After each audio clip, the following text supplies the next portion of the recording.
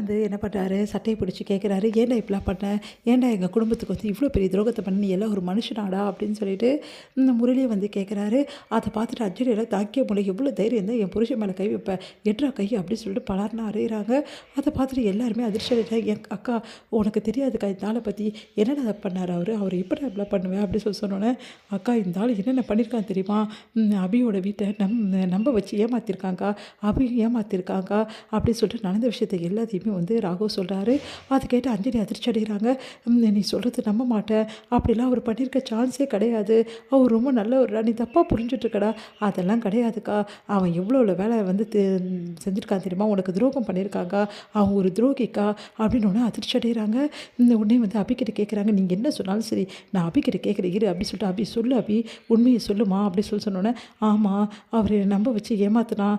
அது மட்டும் கிடையாது, என் குடும்பத்தையும் ஏமாத்தினான். கல்யாணம் பண்ணிக்கிறேன்னு சொல்லிட்டு அங்கே வந்து இவ்வளோ வேலை பண்ணியிருக்கான். இப்போ வரைக்கும் வந்து இந்த மாதிரி வேலை தான் பண்ணிகிட்ருக்கான்." அப்படி சொல்லிட்டு நடந்த விஷயத்தை எல்லாத்தையுமே வந்து அபி சொல்கிறாங்க. அதை கேட்டு பயங்கரமாக அதிர்ச்சி அடைகிறாங்க அஞ்சலியெல்லாம் தாங்கிக்கவே முடியல. உடனே அஞ்சலி வந்து, "அட பாவி, உன்னை நம்பினேடா, இப்படி ஏமாத்திட்டியேடா, இவ்வளோ மோசமானவனா நீ? இப்போ கூட நடிச்சுன்னு தான் இருக்கியா? சரி, நீ எல்லாம் ஒரு மனுஷனே கிடையாதுடா, இப்படி பண்ணிட்டியேடா. உன்னை நம்பி என் வயிற்றில் ஒரு குழந்தை, ஐயோ நான் நினச்சா எனக்கு அருவருப்பாக இருக்குடா, என்னை நினச்சி எனக்கே கஷ்டமாக இருக்குடா.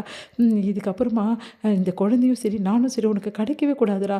உன்னை மாதிரி ஆளுங்களாம் இதுக்கப்புறம் வந்து அனுபவிக்கணும்டா. உன்னெல்லாம் சாதாரணமாக விட மாட்டேன்டா" அப்படின்னு சொல்லிட்டு, "இதுக்கப்புறம் இந்த உலகத்தில் நான் இருக்கவே மாட்டேன். எப்போ நீ இந்த மாதிரி துரோகம் பண்ணியோ, உன் மூஞ்சில் கூட முழிக்க விரும்பலை" அப்படின்னு சொல்லிட்டு தவறான முடிவுக்கு போயிடுறாங்க. அதை பார்த்துட்டு எல்லாருமே அதிர்ச்சி அடைகிறாங்க. உடனே வந்து எல்லாத்தையுமே ராகு நினச்சி பார்க்குறாரு. "ஐயோ, என் அக்கா இந்த மாதிரி பண்ணிக்கிட்டா என்ன பண்ணுறது? இவன் பண்ண துரோகத்தை தாங்க முடியாமல் என் அக்கா என்னை விட்டுட்டு போயிட்டா என்ன பண்ணுறது? நல்ல காலம், நான் இவனை பார்த்து டென்ஷன் ஆனதோட சரி, நான் எதுவும் பண்ணலை. அப்பாடா சொல்லிட்டு நிம்மதியாக என்னாச்சு ராகு?" அப்படின்னோடனே, "ஒன்றும் இல்லைக்கா" அப்படின்னோடனே, எல்லாம் என்னை பார்த்த வெறுப்பு. என்னை பார்த்து பார்த்து அப்படியே வெறுப்படையணும், டென்ஷன் ஆகணும். இதுக்கு தானே இவ்வளவும் நான் பண்ணிகிட்ருக்கேன். நீங்கள் சாப்பிடுங்க அஞ்சலி, சீக்கிரமாக சாப்பிடுங்க" அப்படின்னு சொல்லிட்டு ஊட்டிகிட்ருக்காரு. அதை பார்த்து ராகு அங்கே வந்து கிளம்பி போகிறாரு. உள்ள ரூமுக்கு போயிட்டு ராகு பயங்கரமாக அழறாரு. அதை அபி பார்க்குறாங்க. பார்த்து அதிர்ச்சி அடைகிறாங்க. "என்ன ராகு, எதுக்காக நீங்கள் அழறீங்க?" அப்படின்னோடனே, "என்னால் தாங்க முடியல அபி, இவ்வளோ பண்ணியிருக்கானே அவன். இந்த மாதிரி வந்து அவனை வீட்டில் வச்சுக்க வேண்டியதாக இருக்குது. அவன் மூஞ்சியே நான் பார்க்க விரும்பலை. என் அக்காக்காக நான் எல்லாமே பொறுத்துட்ருக்கேன். எப்படியெல்லாம் ஏமாற்றிருக்கான் உங்கள் குடும்பத்தை நம்ப வச்சு ஏமாற்றிருக்கான், ஒன்றை ஏமாற்றிருக்கான். இதெல்லாம் தெரியாமல் உன்னை நான் தப்பாக நினச்சிட்டேன் அபி" அப்படி சொன்னோன்னே, "இப்போது அது புரிஞ்சுக்கிட்டீங்களா? அது போதும். அது மட்டும் கிடையாது ராகவ், இன்னும் கூடிய சீக்கிரத்தில் நான் எல்லா விஷயத்தையும் நான் நிரூபிக்கிறேன்.